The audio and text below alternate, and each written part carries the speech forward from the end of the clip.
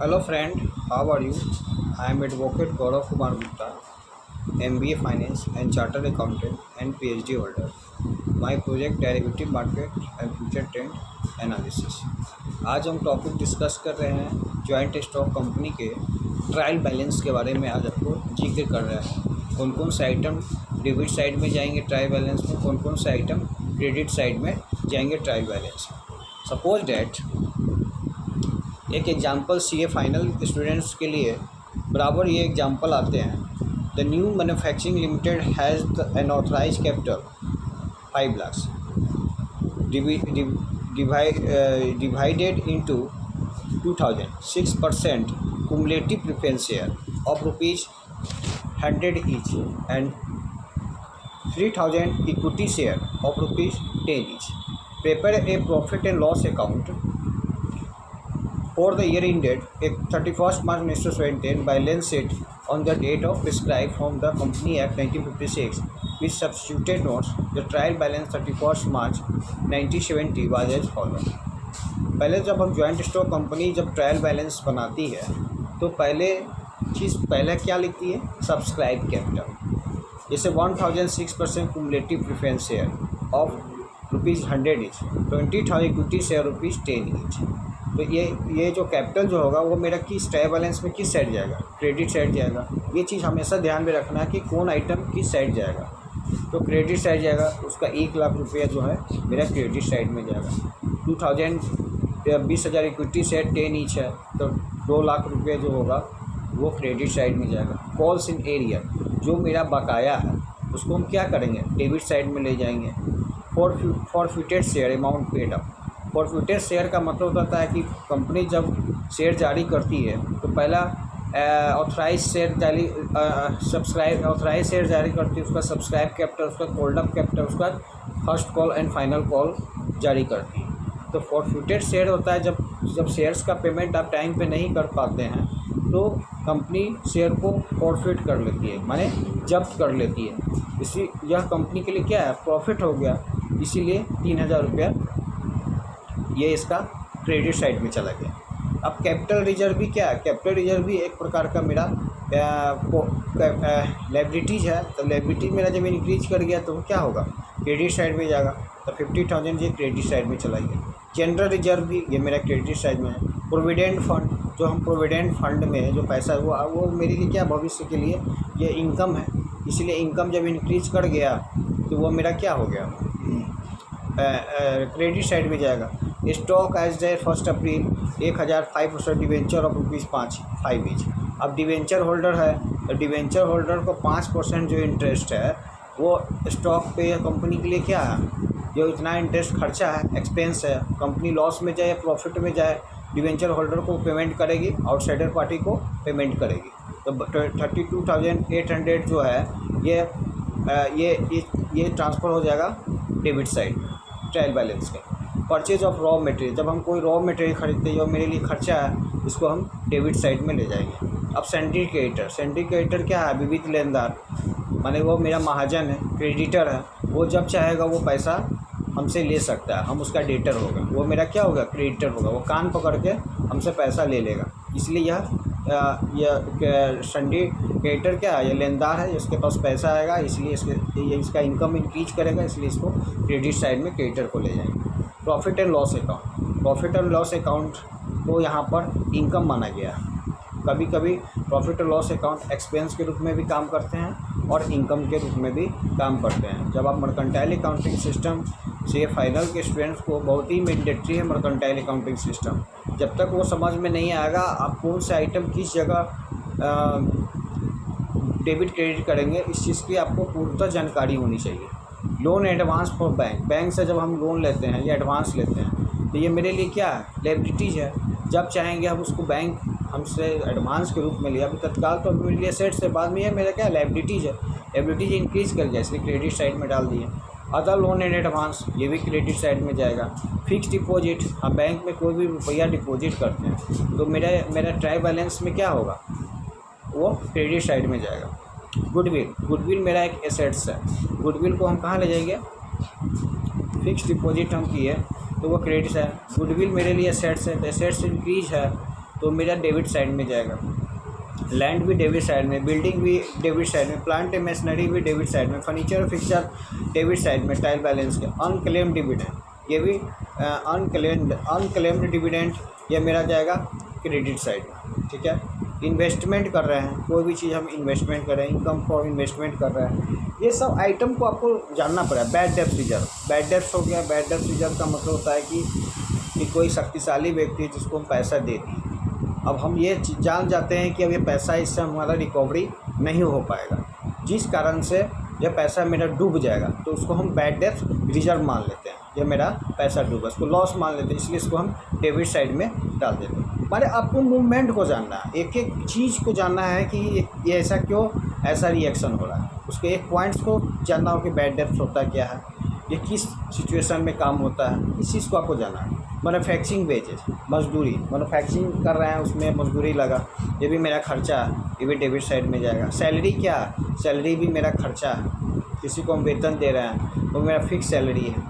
Operating cost है, अब costing में पड़ेंगे। सैलरी क्या है, ऑपरेटिंग कॉस्ट है। बिजनेस को चलाने के लिए हमको डे टू डे जो खर्चा लगता है उसको क्या कहते हैं, ऑपरेटिंग कॉस्ट कहते हैं। तो वही चीज़ सैलरी भी मेरा डेबिट साइड में। ट्रैवलिंग एंड कन्वेंस, हम ट्रैवलिंग करते हैं या कन्वेंस करते हैं, ये भी मेरा क्या है, खर्चा है, डेबिट साइड। रिपेयर्स, मरम्मत करा रहे हैं कोई भी चीज़ का, वो भी खर्चा है। पोस्ट टेलीग्राम में टेलीफोनिंग कॉलिंग कर रहे हैं या पोस्ट टेलीग्राम कर रहे हैं, ये सब खर्चा है। जनरल चार्ज कर रहे हैं। Contribution to provident fund, provident fund में यदि हम कंट्रीब्यूशन करते हैं तो ये भी मेरा खर्चा है। मेरे हाथ में नगद है, ये भी मेरा एसेट्स है, एसेट्स इंक्रीज कर गया, डेबिट हो गया। कैश विथ बैंकर, बैंकर के साथ यदि मेरा कोई नकदी है तो वो भी मेरा एसेट साइड में जाएगा, माने डेबिट साइड में जाएगा। अब आपको ये चीज़ जानने के बाद आपको एक इन्फॉर्मेशन दे देगा एडजस्टमेंट, जिसको कहते हैं मर्केंटाइल अकाउंटिंग सिस्टम, वो टाइम पीरियड को सेटलमेंट करना। तो इसमें in drawing of the final account flying the point may be consider, आपको ट्रायल बैलेंस दे दिया गया, आइटम आपको समझा दिया गया, अमाउंट्स भी दे दिया गया, डेबिट साइड में इतना है, क्रेडिट साइड में इतना है। अब आपके पास एक एडिशनल इन्फॉर्मेशन आ रहा है, ये सीए स्टूडेंट्स के लिए बार बार सीए फाइनल में बार बार ये क्वेश्चन पूछे जाते हैं। In drawing of the final account the flying point में बी कंसिडर, ठीक है। फर्स्ट पॉइंट इन्फॉर्मेशन दे रहा है, the preference share as redeemable at par 31 December 1970 may be redeem at 5% premium at any time after 31 1970 6 month notice. 6 महीना के अंदर notice गया और किसी भी समय तो 5% प्रीमियम उसमें को भुगतान करना हो। प्रेफरेंस शेयर रिडीमेबल मतलब होता है कि रिडीम भुगतान करना, माने 5% कंपनी लॉस में जाए या प्रॉफिट में जाए, 5% प्रीमियम कंपनी को भुगतान करना है। At par, at premium, at discount, 3 point पर होता है। एट पार में समूल्य मूल्य, एट प्रीमियम पे एट डिस्काउंट में डिस्काउंट पर। Other the subscribe capital 3000 equity share are allotted and fully paid the pursuant to the contract for consideration, otherwise then cash ₹5 equity share are allotted और fully paid up by bonus share, ठीक है। तीसरा information का code due for managing agent secretaries and treasure ₹2000 from the director 1000 of other 3। चौथा information debenture are secured by charge of fix assets. पाँचवा information loan advance for bank are secured by charge of tone stock. छठा information the flowing the contingent limit, आ गया contingent. अब हम trial balance बनाएंगे तो profit loss में हम चार्ज कर देते हैं। बहुत से सीए जो फाइनल करते हैं या सीए का एग्जामिनेशन देते हैं फाइनल का, उसमें हमेशा क्या गलती करते हैं, कंटीजेंट लायबिलिटीज़ को प्रॉफिट एंड लॉस में ट्रांसफर कर देते हैं। कंटीजेंट लायबिलिटीज़ को कभी भी प्रॉफिट लॉस में नहीं है, एडजस्टमेंट है, इसका हम फुट नोट में बैलेंस शीट में इसका एडजस्टमेंट करते हैं। हमेशा याद रहे कि इसको हम फुट नोट में दिखाएंगे। अब आगे मान लें suppose loan in advance bank secured and charge and stock the flowing the contingent liability arrear of dividend on cumulative preference share 3 years in date 31 May. अब डिविडेंड का बकाया, ये कुमुलेटिव प्रेफरेंस शेयर का डिविडेंड बकाया, ये क्या है, contingent liabilities का part. Claims against the company not acknowledge डेब्ट ₹8,000। Uncalled liabilities on share, partly paid, investment return, additional plant machinery sold, 5 additional future and fixtures and future sold. Normal information out of the total investment ₹1,35,000 government simply were held for the share stock of। ये सब जो additional information इसको आपको जानना पड़ेगा। तो पहले हम इस चीज़ को ट्रायल बैलेंस बनाएंगे, ट्रायल बैलेंस बनाने के बाद हम उसका एडजस्टमेंट करेंगे, उसके बाद फाइनलाइजेशन करेंगे, फाइनलाइजेशन करने के बाद प्रॉफिट एंड लॉस अकाउंट और प्रॉफिट एंड लॉस अकाउंट बनाएंगे। तो प्रॉफिट एंड लॉस अकाउंट इसलिए हम बनाएंगे कि कंपनी ये जानना चाहेगी कि मेरा प्रॉफिट एंड लॉस इसलिए बनाते हैं कि कंपनी ये जानना चाहती है कि मेरे पास कितना बैलेंस आया, कितना प्रॉफिट हुआ, कितना इनकम हुआ, इस चीज़ को वो जानना चाहती है। और उसके बाद board report filing and annual return, उसके बाद बोर्ड रिपोर्ट बनाएगी, एनुअल रिटर्न बनाएगी। एनुअल रिटर्न होने के बाद प्रॉफिट एंड लॉस बनने के बाद एनुअल रिटर्न बनेगी, फिर बैलेंस शीट कंपनी अपने बनाएगी। अब इस तरह से जॉइंट स्टॉक कंपनी में क्या होता है कि आपको प्रॉफिट एंड लॉस अकाउंट बनाने के बाद एप्रोसिएशन किया जाता है। एप्रोसिएशन मीन्स होता है प्रोराटा अलॉटमेंट। अकाउंटिंग में सबसे ज़्यादा जो दुख देता है वो प्रोराटा अलॉटमेंट, जिसको करते हैं एब्जॉर्वेशन करना। Service production department service department में कन्वर्ट होता है, सर्विस डिपार्टमेंट प्रोडक्शन डिपार्टमेंट में एप्रोसिएट करता है। तो प्रोराटा अलॉटमेंट में हम रेशियो एनालिसिस जो पढ़े थे फाइनेंस चैप्टर में, रेशियो एनालिसिस बहुत ही इंपॉर्टेंट टॉपिक है। इसके वो समझिए कि फाइनेंस का वो हार्ट है, वो बिना फाइनेंस, उसके बिना फाइनेंस ये चलेगा ही नहीं। उसी तरह अकाउंटिंग भी उससे एक को रिलेटेड हो जाता है। इसलिए जब भी हम जॉइंट स्टॉक कंपनी बनाएंगे या उसका प्रॉफिट एंड लॉस अकाउंट बनाएंगे पहले, उसके बाद हम profit and loss appreciation account बनाएंगे, उसके बाद बैलेंस शीट एनालिसिस करेंगे। अब हम आपको बताएंगे अगले चैप्टर में। अभी तो जॉइंट स्टॉक में बहुत से आइटम्स को पढ़ना होगा, एडजस्टमेंट को पढ़ना होगा। कम से कम 10,000 एडजस्टमेंट है पूरे जॉइंट स्टॉक कंपनी में। अब एडजस्टमेंट कुछ भी आ सकता है।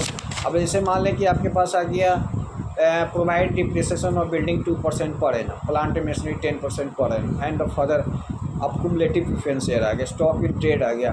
ये सब एडिशनल इंफॉर्मेशन है, ये सब एडजस्टमेंट है। फर्दर कंडीशन ऑफ आर्टिकल्स, अब बैलेंस शीट को मैनेजमेंट करना है, ये सब जॉइंट स्टॉक कंपनी से रिलेटेड है। इस चीज़ को आपको जानना पड़ेगा कौन सा आइटम किस है। अब बैंकिंग सेक्टर में बात करते हैं तो बैंकिंग सेक्टर में जब हम जाते हैं तो finance account banks are the paper the form given the third schedule to banking regulation act 1949। Banking regulation act 1949 से रिलेटेड होता है। Given provision respect of account in to consider the together technique preparation annual account under flowing section.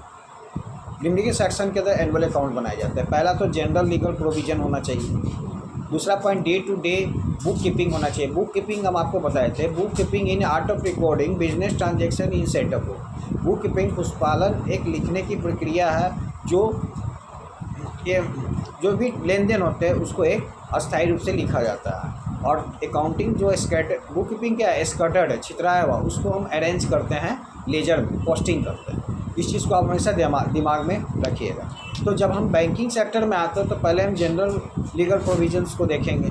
Day to day book keeping क्या हुआ, transactions क्या हुआ, उस चीज़ को देखेंगे। तो बुक कीपिंग स्कैटर्ड होता है, उसको हम स्कैटर्ड कर बुक कीपिंग को फिर हम अकाउंटिंग में कन्वर्ट करते हैं। उसको स्कैटर्ड को अमाउंट ट्रांजैक्शन को हम अकाउंटिंग में पोस्टिंग करते हैं। उसके बाद बैलेंस शीट एनालिसिस करते हैं, उसका प्रॉफिट एंड लॉस अकाउंट बनाते हैं। बैंकिंग सेक्टर में इतना ही काम करते हैं।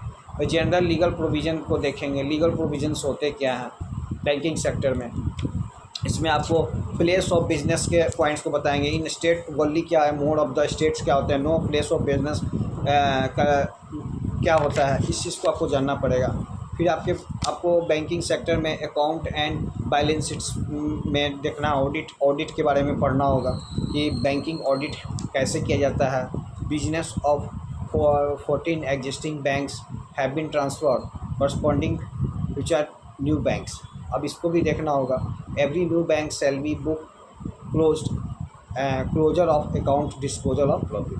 क्लोजर ऑफ अकाउंट होता है, डिस्पोजल ऑफ प्रॉफिट होते क्या है, बैंकिंग सेक्टर में हमें पढ़ना होगा। Day to day book keeping के बारे में जानना होगा। बैलेंस शीट कैसे बनाया जाता है बैंकिंग सेक्टर का, उसका हम डीप स्टडी करेंगे।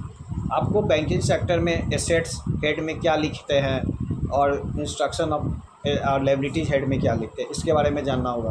पहला तो बैंकिंग सेक्टर में कैश को हम लिखते हैं एसेट साइड में, बैलेंस विद द बैंक्स होते हैं, money at call and short notice क्या होते हैं, इन्वेस्टमेंट्स होते क्या है, एडवांस होते क्या हैं। उसके बाद 6 पॉइंट में bill disable bills, collections as पर कंट्रोल क्या होते हैं, कंट्रीब्यूशन लायबिलिटी एक्सेप्टेंस कॉन्ट्रैक्ट क्या होता है, प्रीमिसाइज मीन्स होता है बिल्डिंग। अब बिल्डिंग पे हमको डिप्रिसिएशन चार्ज हो गया। अब कौन सा डिप्रिसिएशन चार्ज हुआ, SLM बेसिस हुआ कि रिटेन डाउन वैल्यू मैसेज हुआ, माने ये सब चीज़ को आपको जानना होगा। फ्यूचर फर्नीचर एंड फिक्चर्स पे डिप्रिसिएशन चार्ज हुआ, other asset include silver to be specified, non banking assets में acquired the estimation and more valuation या वैल्यूएशन किया जाता है। बिल ऑफ कलेक्शंस क्या होते हैं, लायबिलिटी साइड में बिल का कलेक्शन क्या होता है, एसेट साइड में आइटम नंबर 6 क्या होता है, आइटम नंबर 6 में किस पोजीशन पे लायबिलिटी साइड में bill for collection of bill receivable, bill receivable means हो गया debtor, bill receivable and bill collection and creditor, payable means creditor. Outside आप आउटसाइड इंडिया भी दे सकते हैं, इंडिया ऑफ पेबल भी हो सकता है। इस चीज़ को आपको जानना होगा। Acceptance, endorsement and other obligation, ये बैंकिंग सेक्टर का पार्ट है। आपको ट्रांजैक्शन जानना पड़ेगा और आपको बैलेंस शीट एनालिसिस के लिए आपको ऑथराइज कैपिटल को जानना पड़ेगा। इशू कैपिटल होता क्या है, सब्सक्राइब कैपिटल होता क्या है, अमाउंट होल्ड अप क्या होता है, रिजर्व लायबिलिटी शेयर होल्डर्स क्या होता है, शेयर होल्डर्स के रिजर्व लायबिलिटीज़ होते क्या हैं, रिजर्व फंड अदर रिजर्व होते क्या हैं, reserve fund dividend utilisation reserve होते क्या है, डिपॉजिट एंड अकाउंट्स क्या होते हैं, इस चीज़ को जानना पड़ेगा। उसके बाद आपको बिल्स पेबल क्या है, बिल्स पेबल का संबंध किससे होता है, डायरेक्ट क्रेडिटर से लिंक करता है। बिल रिसीवेबल किससे संबंध रखता है, डेटर से। आपको हमेशा ये रिलेशन को जानना पड़ेगा। बिल्स पेबल क्या हुआ, अब बिल्स पेबल आप अकाउंटिंग बना रहे हैं, टैक्सेशन बना रहे हैं, इनकम टैक्स बना रहे हैं, कॉस्ट अकाउंटिंग पढ़ रहे हैं, मैनेजमेंट अकाउंटिंग पढ़ रहे हैं, ये सब एक दूसरे से रिलेटेड है। अब बीच में आ गया बिल्स पेबल।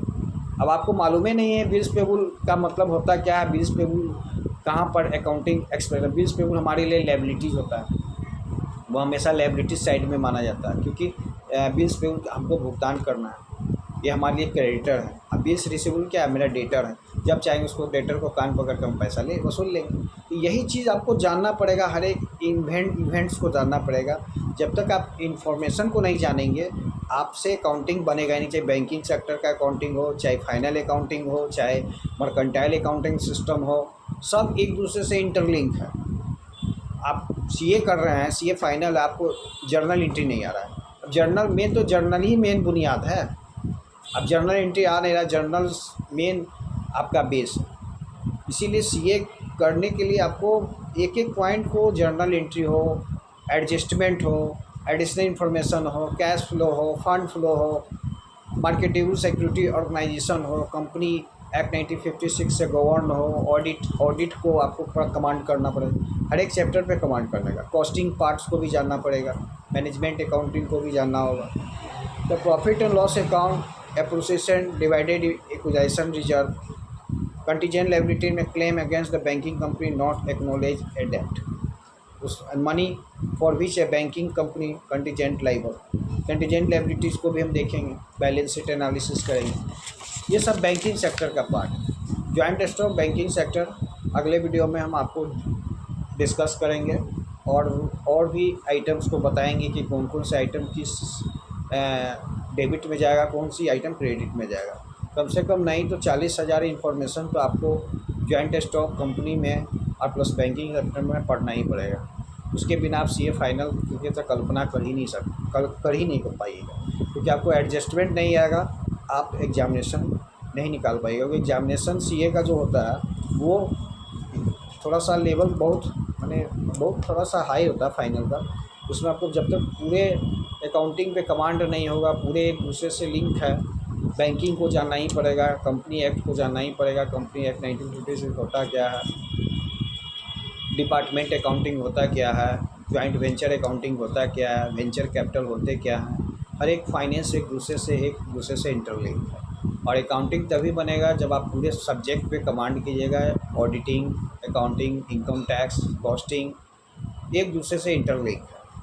अगले वीडियो में हम आपको बताएंगे बैलेंस शीट एनालिसिस होता क्या है बैंकिंग सेक्टर को, और जॉइंट वेंचर क्या होता है, जॉइंट स्टॉक कंपनी का कुछ ब्रीफ हम आपको फर्स्ट वीडियो में बताएं, उसको आप पढ़िएगा और जितना भी प्रॉब्लम सॉल्व कीजिए।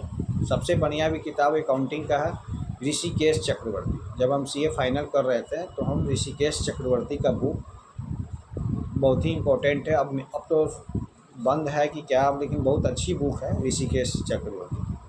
आप उसको लाइक कर सकते हैं सीए फाइनल का, तो सीए फाइनल से भी हार्ड लेवल का वो बुक है, उसको आप पढ़िए, स्टडी कीजिए और जितना प्रॉब्लम बनाइएगा, जितना मैथमेटिक्स क्या आप जितना मैथमेटिक्स में प्रैक्टिस कीजिएगा उतना आप आगे बढ़ेगा, लेकिन मैथ्स से भी यह बहुत हार्ड है अकाउंटिंग। अब इतना आसान नहीं समझिएगा, मैथमेटिक्स अलग चीज़ हो गया, इसको हर एक पॉइंट्स को आपको समझना होगा, अकाउंटिंग के एक एक इन्फॉर्मेशंस को जानना होगा। डेट्स अगले वीडियो में हम आपको जॉइंट स्टॉक कंपनी और बैंकिंग कंपनी के एक एक पॉइंट्स को बताएंगे, कौन सा डेबिट में जाएगा कौन सा क्रेडिट में जाएगा। That's all.